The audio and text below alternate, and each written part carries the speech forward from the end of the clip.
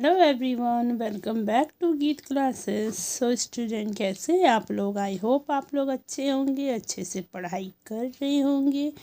तो आज मैं लेकर आई हूँ हिस्ट्री का चैप्टर 3 का ये इम्पॉर्टेंट क्वेश्चन।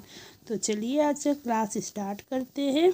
देखिए, मैंने अपने हर वीडियो में आप लोगों से बोला है कि मैं सिर्फ इम्पॉर्टेंट क्वेश्चन ही लाती हूँ।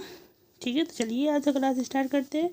देखिए, ये क्वेश्चन है, प्राचीन भारत की वर्ग व्यवस्था पर प्रकाश डालिए।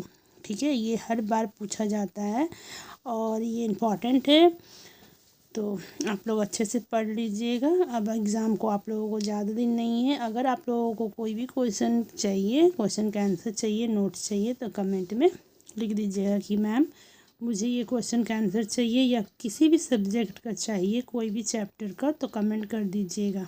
ठीक है, तो चलिए अच्छा क्लास स्टार्ट करते हैं। और इसका फुल PDF चाहिए तो गीत क्लासेस मेरा इंस्टा ID है, उसमें आप लोग जाके DM कर दीजिएगा, मैं आप लोगों को PDF दे दूँगी। और मैं PDF 199 में देती हूँ। ठीक है, चलिए क्लास स्टार्ट करते हैं। और वीडियो को पॉज कर आंसर मत लिख लीजिएगा, पूरा सुनिएगा। चलिए स्टार्ट करते हैं। प्राचीन भारत के वर्ग व्यवस्था पर प्रकाश डालिए। प्राचीन भारत के वर्ग व्यवस्था पर प्रकाश डालिए। प्राचीन भारत के समाज को 4 वर्गों में बांटा गया था। ठीक है, प्राचीन भारत के समय में समाज को 4 वर्गों में बांटा गया था।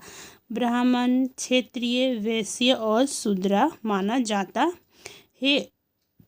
ठीक है, माना जाता है कि ब्राह्मण बाह के मुख्य से, ब्राह्मण जो होता है वो बाह के मुख से, ठीक है, क्षत्रिय ब्राह्मण बाह के भुजाओं से, वैश्य ब्राह्मण जी के जांघों से और शूद्र ब्राह्मण जी के पैरों से उत्पन्न हुई है। यहाँ तक तो समझ में आया होगा। शुरुआत में ये व्यवस्था क्रम पर आधारित थी, लेकिन बाद में ये जन्म पर आधारित हो गई।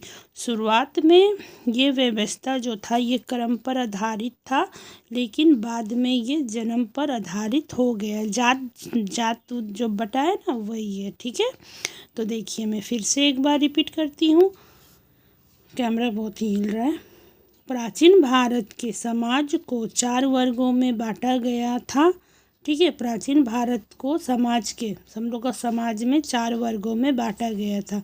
पहला ब्राह्मण, क्षत्रिय, वैश्य और शूद्र माना जाता है, मतलब जात है ये। ठीक है, कि ब्राह्मण ब्राह के मुख्य से, ब्राह्मण जो होते हैं, ब्राह्मण ब्राह के ब्रह्मा मतलब मुख्य से।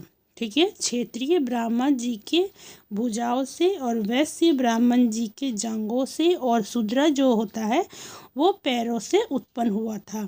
ठीक है, शुरुआत में ये व्यवस्था कर्म पर आधारित थी। शुरुआत में ये व्यवस्था जो था ना, कर्म पर आधारित था। ठीक है, लेकिन बाद में ये जन्म पर आधारित होगी। लेकिन बाद में क्या हुआ, ये जन्म पर आधारित हो गया। बस सिंपल सा है ये क्वेश्चन, आप लोग याद कर लीजिएगा अच्छे से, उतना टफ नहीं है।